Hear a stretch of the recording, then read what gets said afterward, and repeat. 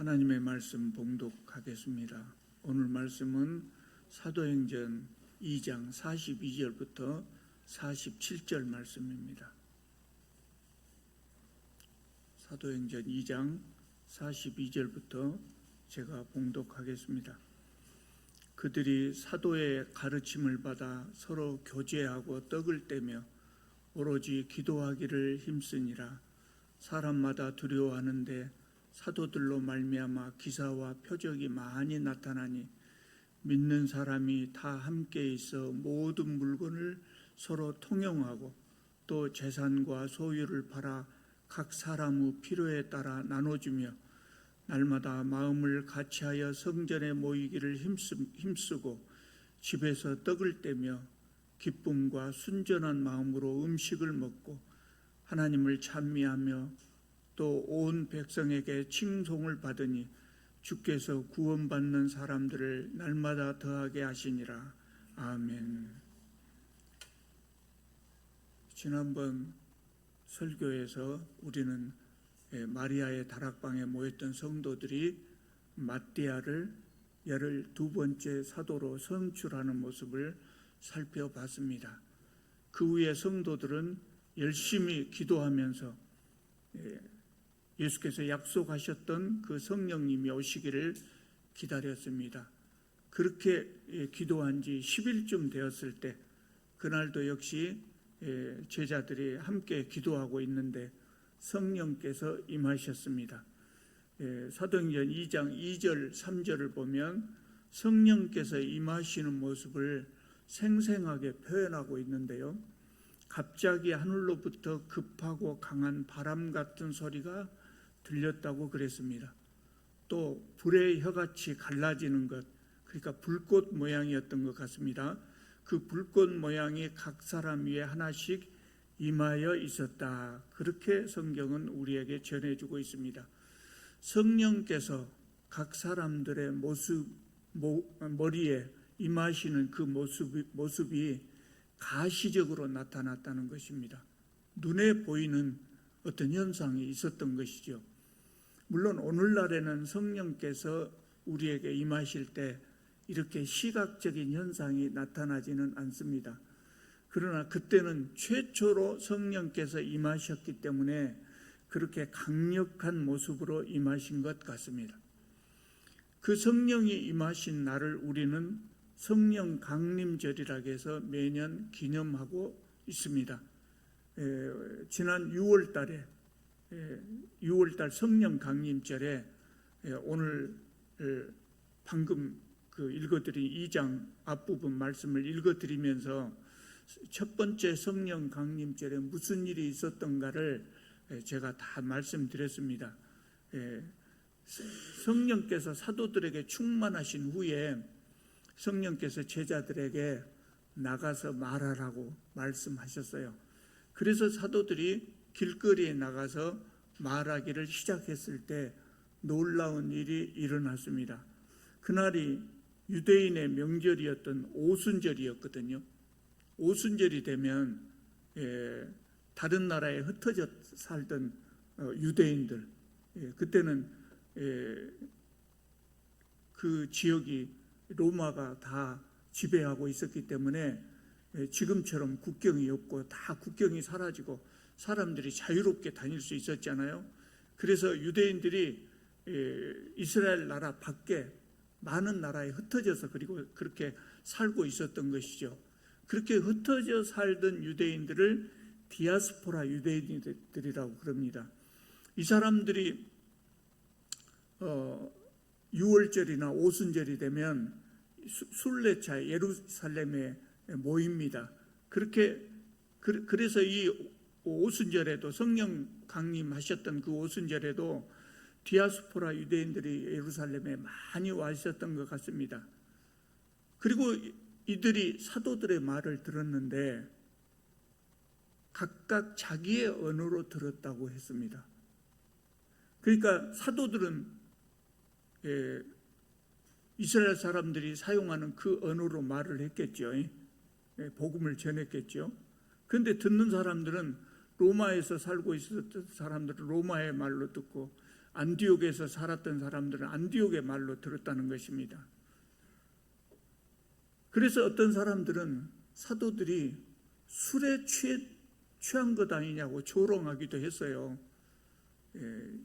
성령에 취하면 술 취한 모습으로 나타나지 않죠. 그런데 구약 성경을 보면 구약 성경에 성령에 강하게 취한 모습이 마치 술 취한 사람의 모습처럼 보이기도 했거든요. 그래서 이 사람들이 그렇게 이야기를 한 겁니다. 그날 베드로와 11 사도들이 사람들을 향해서 설교한 내용은 크게 두 가지입니다. 첫째는 우리가 술에 취한 것이 아니다. 술에 취한 것이 아니냐는 조롱에 대한 해명을 한 겁니다. 15절을 보면 뭐라고 이야기했냐면 지금은 시간이 오전 9시다. 아침부터 술을 마시고 취한 사람이 어디가 있겠냐. 우리가 술에 취한 것이 아니라 성령께서 임하신 것이다. 이렇게 말씀을 전했습니다. 그때 사람들은 성령 충만한 사람들을 거의 볼 수가 없었어요. 그 시대 사람들은. 왜냐하면 그때까지 성령께서는 특별한 경우에 특별한 사람에게만 임하셨거든요. 그래서 성령이 임하신 모습을 별로 보지 못했어요. 그리고 구약 성경의 이 구절만 생각하고 제자들이 술에 취한 것이 아니냐 그렇게 오해했던 겁니다. 그러니까 120명이나 되는 다락방에서 모여서 기도하는 성도들에게 성령이 임하셨는데 그들 중에 어떤 사람들은 너무나 강하게 성령이 취해서 제정신을 차리지 못했던 것 같아요. 그래서 그런 사람들의 모습이 술에 취한 것이 아니냐 하는 오해를 불러일으켰던 것이죠. 그래서 사도들은 요엘서 2장의 말씀을 인용하면서 우리가 술에 취한 것이 아니다. 성령께서 임하신 것이다. 이렇게 설명을 한 겁니다. 두 번째로 예수님의 사건에 대해서 증언을 했어요. 하나님께서 예수님을 보내시고 백성들을 위해서 큰 권능과 능력을 행하게 하셨는데 바로 너희들이 로마 군인들의 손을 빌려서 십자가에 못 박지 않았느냐. 그러나 하나님께서는 그분을 다시 살리셨다. 우리가 그 일을 다 보고 들었다. 우리가 그 일의 증인이다. 이 예수를 하나님께서 우리 주님이 되게 하셨고 그리스도가 되게 하셨다. 이렇게 증언을 했어요. 그러니까 37절을 보면 그 말을 들은 사람들이 마음에 찔렸다 그랬어요. 왜 그렇겠습니까? 자기들이 죽인 사람이 그리스도라는 것입니다. 그러니 마음이 찔릴 수밖에 없죠. 그래서 사람들은 사도들에게 물었습니다. 형제들아, 우리가 어찌할꼬? 그렇게 물었을 때 베드로가 그들에게 구원의 길을 자세하게 가르쳐 주었습니다. 38절을 보겠습니다. 2장 38절입니다. 베드로가 이르되 너희가 회개하여 각각 예수 그리스도의 이름으로 세례를 받고 죄 사함을 받으라. 그리하면 성령의 선물을 받으리라 그랬습니다. 구원의 방법이 뭡니까? 첫째, 회개하고 그 다음에 세례를 받고 그러면 죄 사함을 받는다는 것입니다. 예수님을 믿기 위해서는 우리가 회개를 해야 됩니다. 회개라고 하는 것이 무엇입니까? 우리가 일반적으로 예수 믿는 사람들이 이야기할 때 회개 그러면 내가 지은 죄를 자백하고 용서를 구하는 것입니다. 그러나 베드로가 이때 말한 회개는 좀 달라요. 어떻게 다르냐면 하나님께서 보내주신 예수님을 믿지 않았던 그 잘못을 뉘우치고 이제는 예수님을 주님으로 알고 믿겠다는 거예요. 도덕적인 죄를 자백하고 인정하는 것이 아니고 하나님을 믿지 않았던 사람들이 하나님을 믿게 되는 것, 이것을 회개라고 그래요. 이게 본질적인 회개예요. 그래서 이것은 보통 우리가 평소에 말하는 그 회개하고 구분하기 위해서 회개라기보다는 회심이라고 그렇게 말을 하죠. 여러분, 안 믿는 사람들이 예수를 믿게 되었을 때 맨 처음에 회개하고 예수님을 믿는다 그랬을 때 그 회개는 어떤 회개예요? 도덕적인 회개도 물론 포함되겠지만 가장 중요한 것은 하나님이 보내신 예수님을 믿지 않았던 그 상태에서 돌이켜서 예수님을 믿게 되는 것을 말하는 것이에요. 그래서 그걸 회심이라고 합니다. 이렇게 예수님을 믿으면 죄사함을 받습니다. 그 다음에는 뭐라 하겠습니까? 세례를 받으라 그랬습니다. 예수님을 믿기로 작정했다면 믿는다는 증거로 세례를 받아야 합니다. 세례는 죄를 씻는 것을 상징하는 것인데 내가 하나님의 자녀가 되겠다는 것을 대외적으로 선언하는 것도 됩니다. 원래는 지금은 세례를 목사가 손에 물을 묻혀서 머리에 이렇게 얹습니다. 약식으로 이렇게 하는 겁니다. 근데 제대로 하면 예수님 시대에 어떻게 했어요? 물에 쑥 들어갔다 나왔잖아요. 그게 뭘 의미할까요? 목욕을 한다는 거. 몸에 묻은 때를 씻듯이 죄를 씻는다는 거예요. 죄를 씻는 것을 상징하지요. 근데 그것 말고도 또 한 가지 의미가 있는데 그게 뭐냐면 나는 이제부터 예수님을 믿는 사람이 되었다고 하는 것을 대외적으로 선언하는 겁니다. 그것이 세례라는 겁니다. 어떤 분들은 이렇게 묻는 분들도 있어서요. 믿고 회개하면 죄사함을 받는데 세례를 굳이 받아야 되느냐 그렇게 묻는 분들이 종종 있습니다. 마음으로 믿는 것이 중요하지 종교의식이 그렇게 중요하냐 그렇게 묻는 분들이 있어요. 맞습니다. 마음으로 믿는 것 그것이 중요하죠. 그게 첫째로 중요하죠. 우리가 정말 진심으로 믿는 것이 중요해요. 그러나 성경이 정한 방법대로 신앙생활을 하는 것도 중요하죠. 우리는 보통 그런 말을 합니다. 형식이 내용보다 중요하다. 그런 말을 많이 하죠. 그 말이 맞잖아요. 형식이 내용보다가 아니라 형식보다 내용이 중요하다. 내용이 중요하죠. 형식보다는 내용이 중요하죠.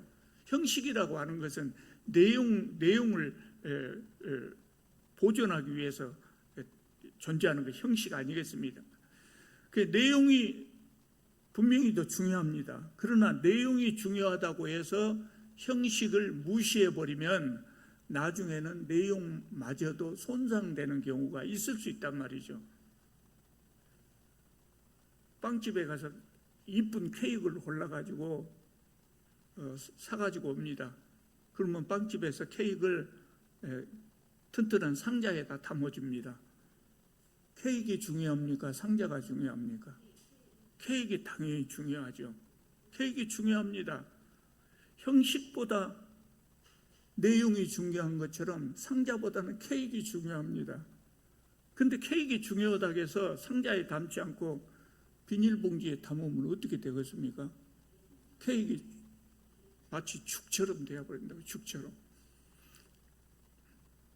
케이크에 비해서 상자는 중요하지 않지만 좋은 상자에다 담으면 좋은 모양을 유지할 수 있다는 것이죠. 하나님과 관계에서 믿음이 가장 중요합니다.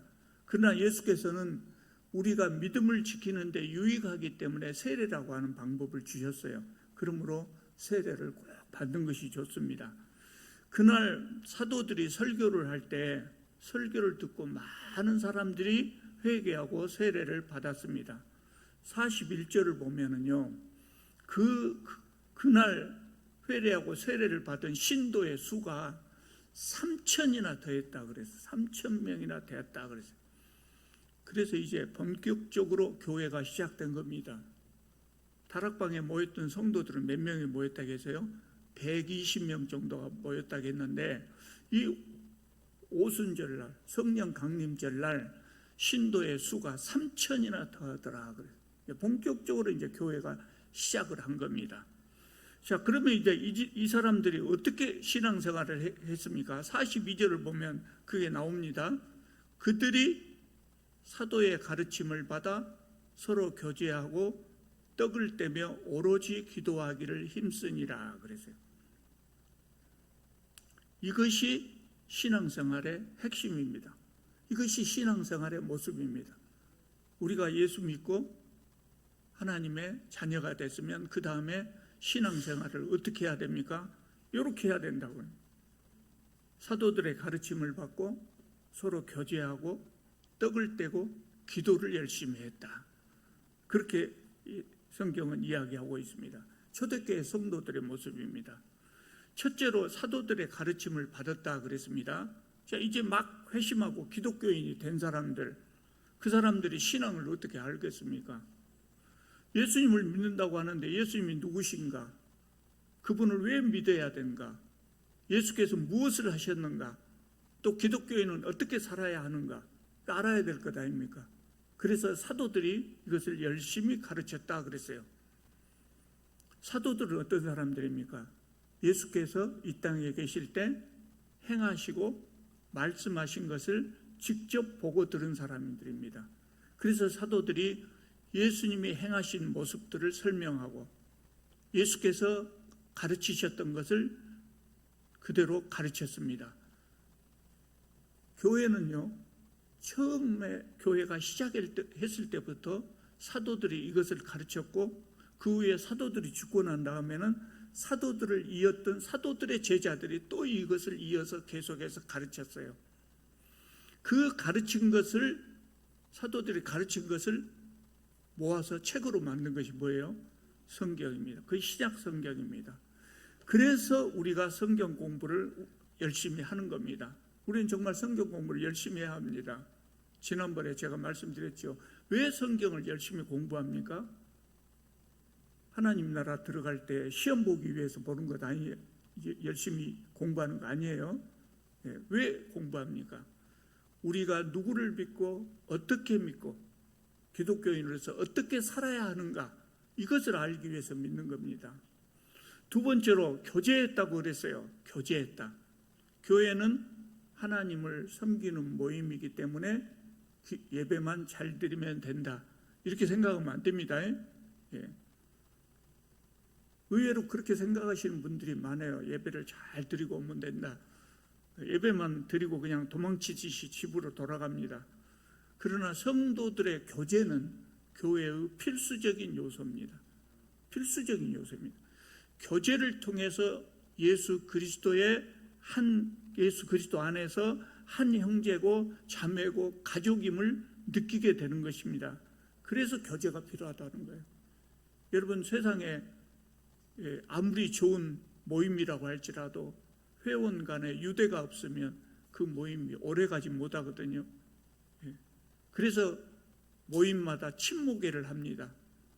교회도 마찬가지입니다. 하나님을 믿는 모임이지만 내가 이 교회의 성도라는 의식이 없으면 교회에 적응하기가 힘들고 그러다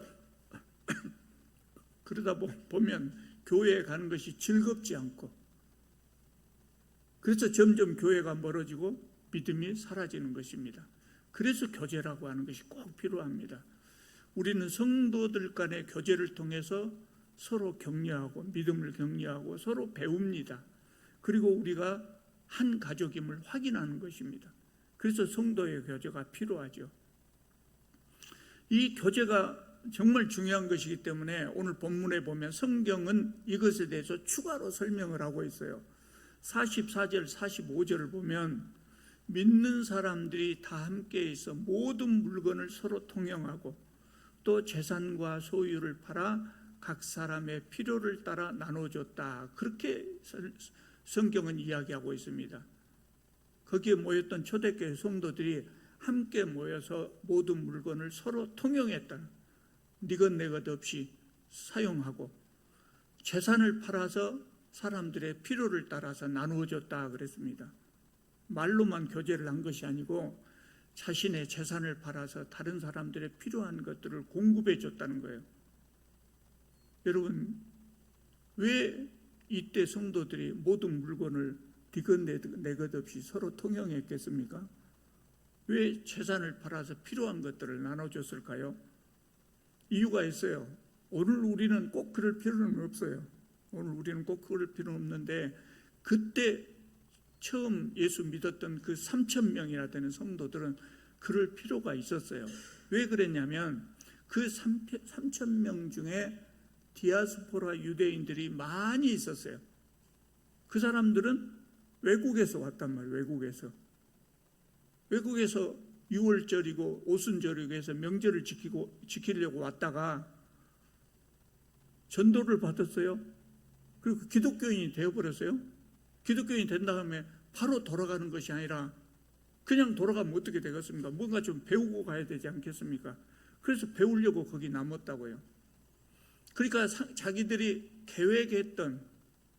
애초에 계획했던 것보다도 더 오랫동안 예루살렘에 머물 수밖에 없게 됐어요. 그게 뭐가 떨어져요? 여비가 떨어지겠죠. 계획했던 그 계획이 늘어나니까, 일정이 늘어나니까 여비도 떨어지지 않겠습니까?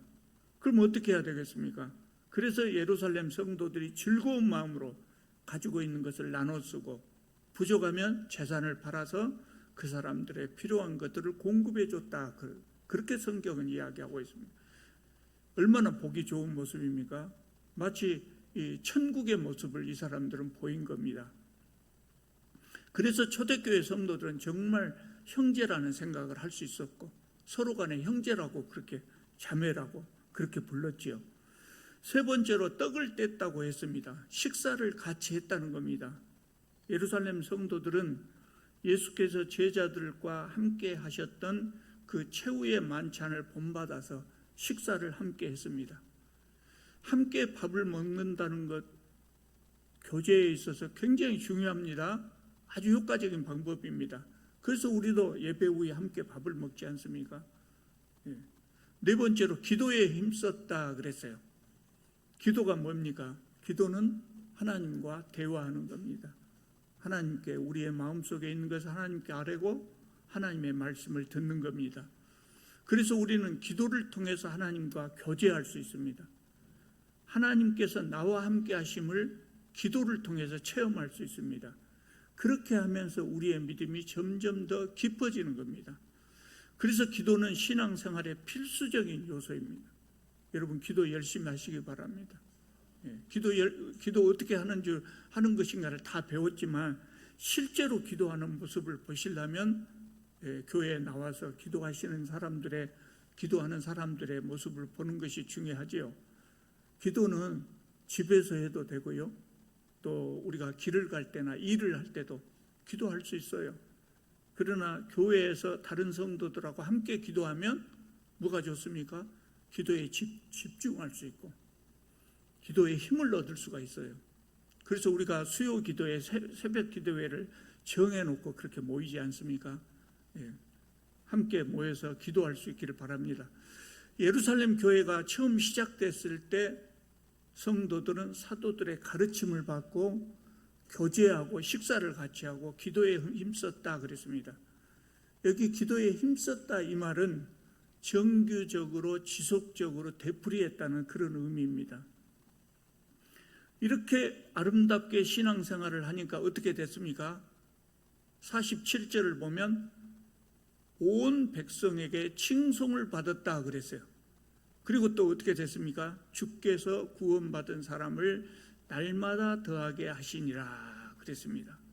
성도들이 열심히 모여서 이렇게 아름답게 신앙생활을 하니까 보는 사람들이 어떻게 했다고요? 칭송을 했다 그랬어요. 얼마나 보기 좋았으면 칭송을 했겠습니까? 자기들이 십자가에 달아서 죽인 그 예수를 믿는 사람이라고 하는데 그 사람들이 얼마나 보기 좋았으면 사람들이 감동을 받고 칭송을 했어요. 교회는 이렇게 항상 세상 사람들로부터 칭송을 받아야 됩니다. 교회는 항상 세상 사람들이 보기에 참 좋은 사람들이다, 참 멋진 사람들이다, 어쩌면 저렇게 신앙생활을 할 수 있을까, 그런 모습을 보여야 되거든요. 우리가 세상 사람들의 칭찬을 받기 위해서 신앙생활을 하는 것은 아니죠, 물론. 그러나 교회가 하는 일로 인해서 또 성도들이 맺는 열매로 인해서 세상 사람들의 칭찬을 받아야 됩니다. 요새는 우리나라 성도들이, 기독교인들이 너무 많아지다 보니까 엉터리도 좀 생겨가지고 세상 사람들의 비난을 받거나 세상 사람들의 걱정거리가 되는 그런 교회도 생겼어요. 참 부끄러운 일이지만 그럴 때일수록 우리는 아름다운 모습으로 신앙생활을 잘 함으로써 세상 사람들의 칭송을 받을 수 있기를 바랍니다. 두 번째로 어떤 현상이 나타났냐면, 그렇게 아름답게 신앙생활을 하니까 구원받는 사람을 날마다 더하게 하셨다. 그래서 하나님께서 구원받는 사람을 날마다 더하게 하셨다. 우리가 교회에서 신앙생활을 잘못하고 서로 싸우고 있으면 하나님께서 우리 교회에 성도를 보내주실까요? 안 보내주실까요? 그런 교회에 어떻게 하나님께서 성도를 보내주시겠습니까? 오순도순 재미있게 신앙생활을 잘하고 있어야 돼요. 하나님께서 말씀하신 그 모습대로, 오늘 성경 본문에 나온 이 모습대로 우리가 교회 생활, 신앙생활을 한다면 칭송을 받지 않을 수가 없고요, 하나님께서 성도들을 보내주시지 않을 수가 없다, 이 말이에요. 그러니까 가장 좋은 전도 방법이 바로 이것이죠. 우리가 세상 사람들한테 복음을 전할 때 말로도 전해야 되고 전도지로 전해야 되지만 가장 중요한 것이 뭐겠습니까? 우리의 행동으로, 우리의 행실로 세상 사람들하고 다른 모습을 보여야 된다고. 성도들이 재밌게 사는 모습을 보여야 되고 성도들이 바르게 사는 모습을 보여야 됩니다. 그러면 교회에 사람들이 모여드는 겁니다. 초대교회 성도들이 모여서 오순도순 재미있게 신앙생활을 참 잘했던 것 같아요. 그랬더니 금방 소문이 나서 세상 사람들이 칭찬하고 더 많은 사람이 모이게 됐다. 이것이 바로 교회 아니겠어요? 천국의 모습이거든요. 이런 교회가 바로 하나님 나라의 모델하우스가, 이 땅 위에서 하나님 나라의 모델하우스가 되는 겁니다. 우리 교회도 그런 교회가 꼭 될 수 있기를 바랍니다. 기도드리겠습니다.